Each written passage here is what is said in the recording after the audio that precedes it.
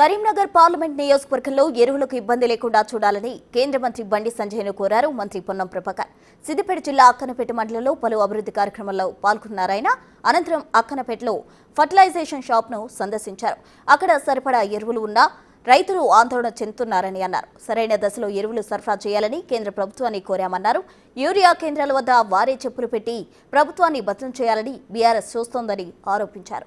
రైతులను భయాందోళనకు గురి చేస్తున్నారని, రైతులకు ఎరువులు ఇప్పించే బాధ్యత తమదన్నారు మంత్రి పొన్నం. ఇది ఎరువులు కేంద్ర ప్రభుత్వం నుంచి రావాల్సినవి.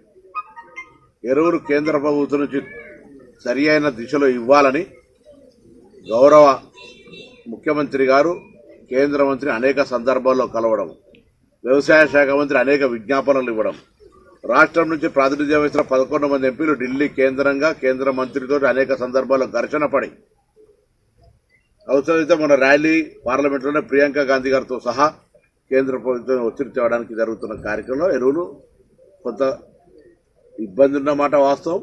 ఇబ్బందిని తొలగించాలని అధికారంలో కేంద్రంలోనే భారతీయ జనతా పార్టీని కోరుతాను.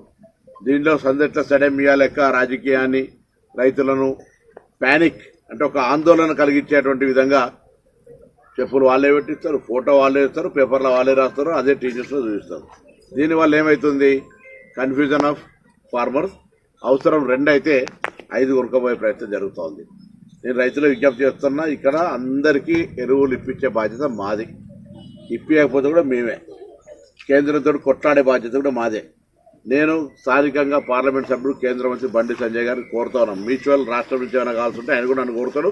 కేంద్రం నుంచి ఎరువులు రావాలి కాబట్టి ప్రత్యేకించి పార్లమెంట్ నియోజకవర్గానికి సంబంధించినటువంటి రైతులకు ఇబ్బంది లేకుండా ఎరువులు సరైన విధంగా సరఫరా చేసే బాధ్యత తీసుకోమని వారిని సందర్భంగా కూడా కోరుతాను.